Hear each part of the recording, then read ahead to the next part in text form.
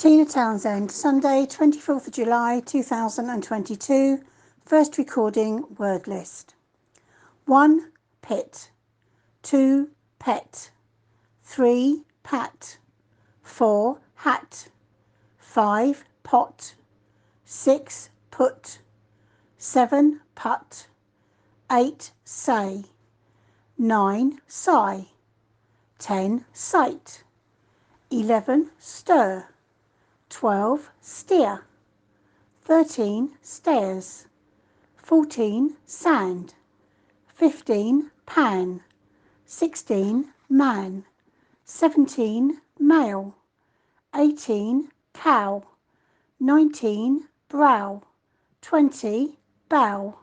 21. Fill. 22. Fell. 23. Fall. 24. Full. 25. Fool. 26. Fail. 27. Foal. 28. Fine. 29. Foul. 30. Foil. 31. File. 32. Pie. 33. Kite. 34. Height. 35. Bared. 36. Board. 37. Barred. 38. Board. 39. Borrowing. 40. Burrowing. 41. Late. 42. Gate. 43. Later. 44. Paper. 45. Paint. 46. Can. 47. Plant. 48. Master. 49. Afterwards. 50. Made. 51. Made. 52. Frayed. 53. Father. 54. Father. 55. Breathe. 56. Breath. 57. Booth. 58. Behold. 59. Healthy. 60. Hour. 61. Vehicle. 62. Uncle. 63. Candle. 64. Table. 65. Weight. 66. Weight. 67. Side. 68. Side. 69. Agreed. 70. Greed. 71. Brood. 72. Brood. 73. Thirst. 74. First. 75. Fur. 76. Fall. 77. Fold. 78. Cold. 79. Cot. 80. Caught. 81. Little. 82. Letter. 83. Meat. 84. Meat. 85. Mate. 86. Naught. 87. Knot. 88. Doll.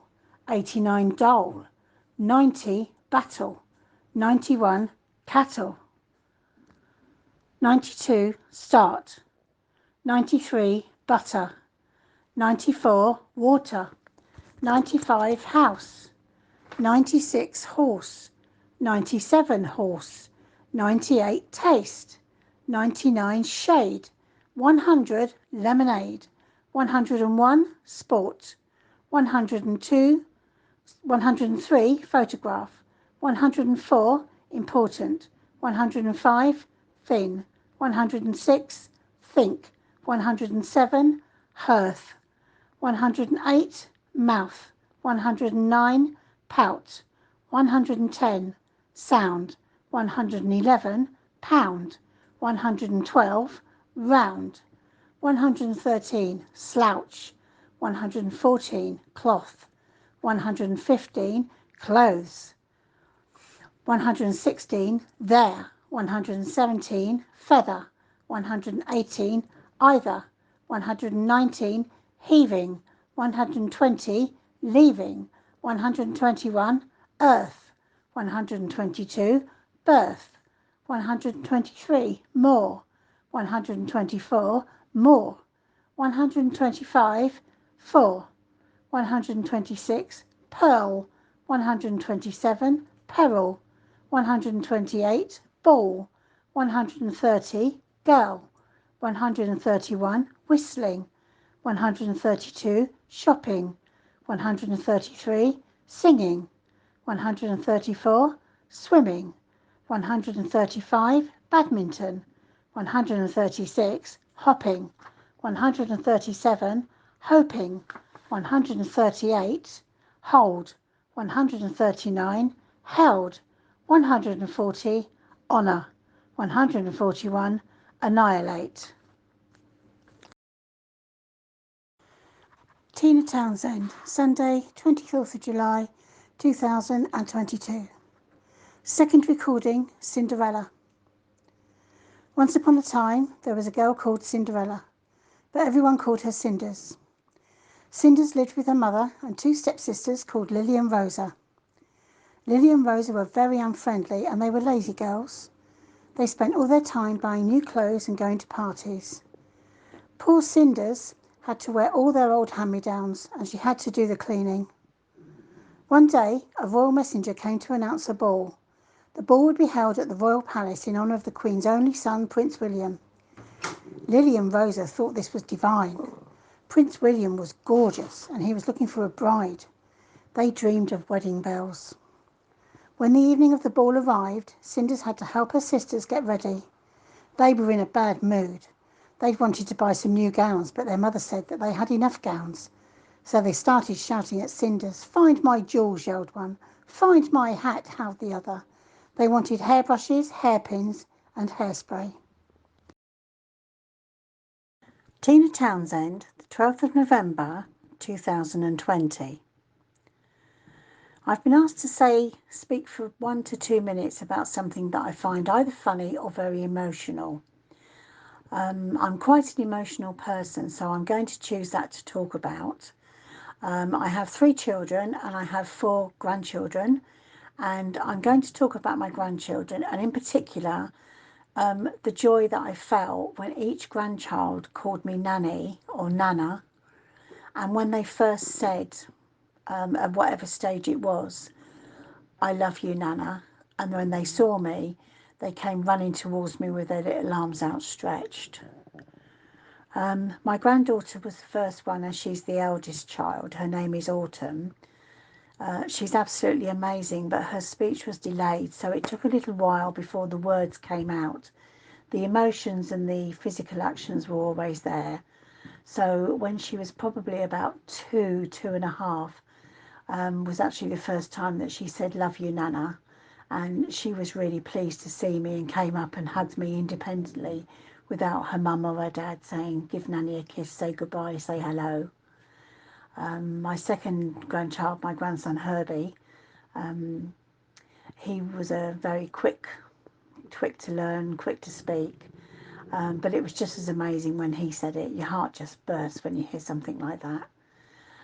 My third grandchild, Autumn's younger brother Teddy, unfortunately he's also got speech delay, so he was nearly 3, about 2.5 when he actually started to say Nana, and he says Nana, just because that's the way it comes out, and I love it. And I don't get "I love you" yet, but I get "love you."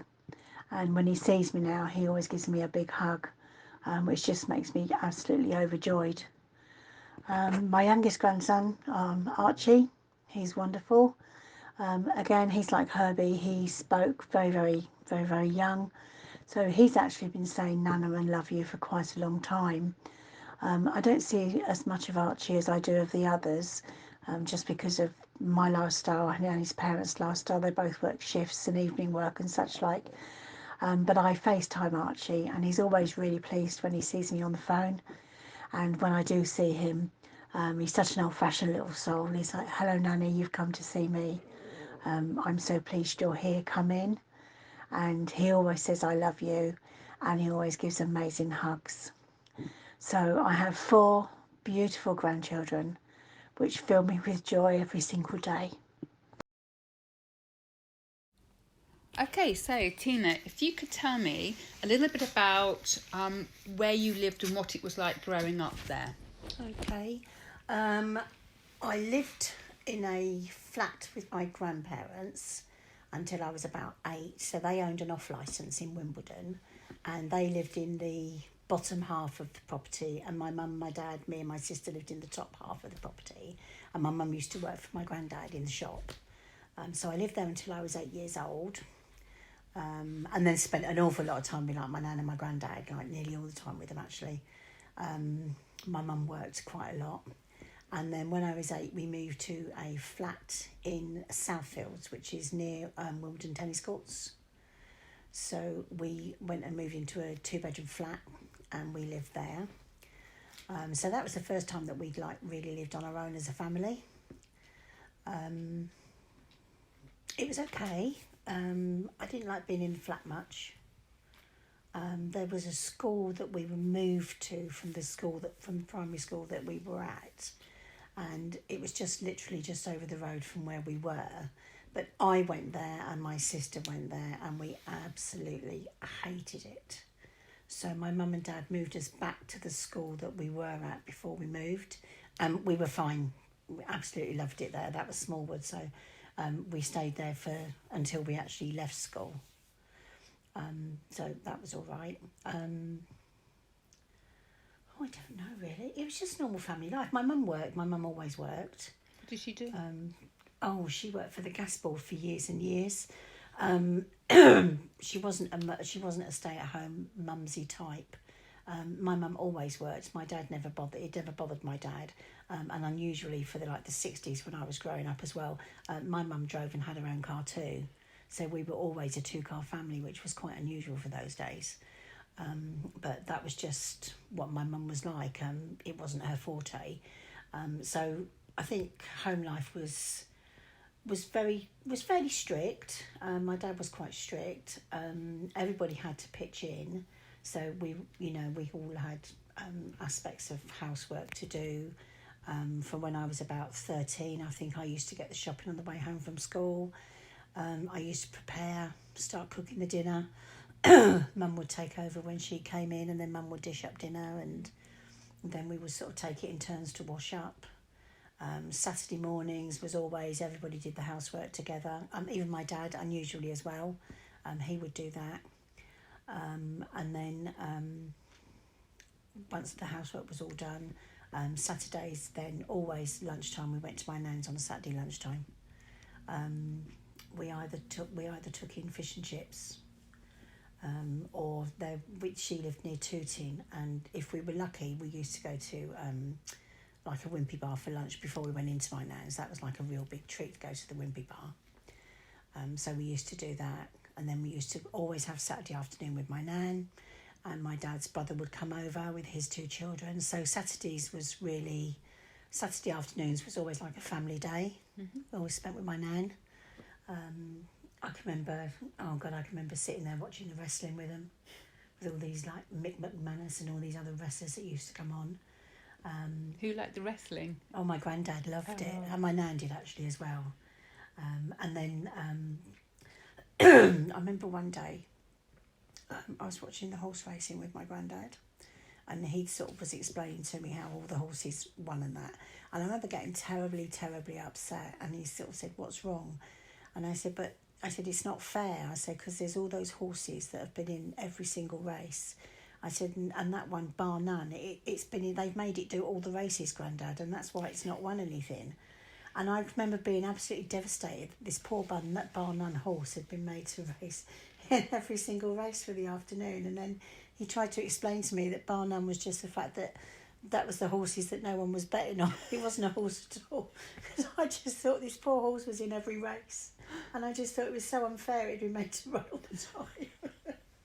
So, but that was really quite funny. So, so it was just like, little things like that, really. So, and my nan always had this great big larder, because when you went to her place, the first thing everybody did was like go and look in the larder to see what was in there. And if we were lucky, there was always like a box of cakes or something from the bakers. And that was what everybody did at Nan's. You always walked in. The first place you looked was the larder, because there was something nice in there, and you knew that you'd be allowed to have it. So that was good. And what happened on Sundays? Sundays was very much, when I was a kid, Sundays was Sunday. I mean, I might go down and get a magazine or pick up the paper for my mum from the local shop. But the local shop, the newsagent, was open until, I think, perhaps 12 o'clock. and it's shut. And then everything's shut on a Sunday. So Sundays was a family day. You didn't go out. You didn't go and annoy anybody else. You didn't go and play with your friends because it just wasn't done. So Sundays was very much a family day. Dinner was always at 1 o'clock. We always had a roast on a Sunday, always at 1 o'clock. And we would finish off the roast. We would like help mum wash up or tidy away.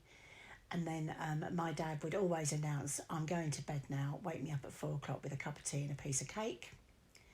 And that was basically a Sunday. Sunday night was always bath night.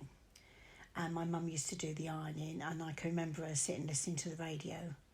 And I think it was like some country singers or someone that used to come on, sing something simple, it record something like that. But that was Sunday night. When that music come on, you knew that like mum was listening to the radio doing her ironing, and then we would just sit and sort of watch a little bit of TV, whatever there was on, and bath, hair wash, clean vest, and ready for school the next day. So, and then another time, I remember when I was in this school that I left, the new one I went to, everything was grey, and the uniform was grey, and my mum had done the washing, and she got the washing wrong. I don't know how she did it, but she dyed all our underwear grey. And I remember making a fuss about it, and she told me to shut up. She said, because I was the only kid in school that had full school uniform. And that was it. I had to wear grey pants and grey vest and grey everything. And it was like, you got a full school uniform on, don't knock it. So, but I hated that school. I don't know why I didn't settle. I just didn't like. I didn't like it. I didn't like the kids. They were horrible. I think we just didn't know them. They weren't particularly friendly. If we tried to play the playground, it was always like, you're not wanted here, you're new and stuff like that. So in the end, we went back to the other school, which I really enjoyed, and I liked that school.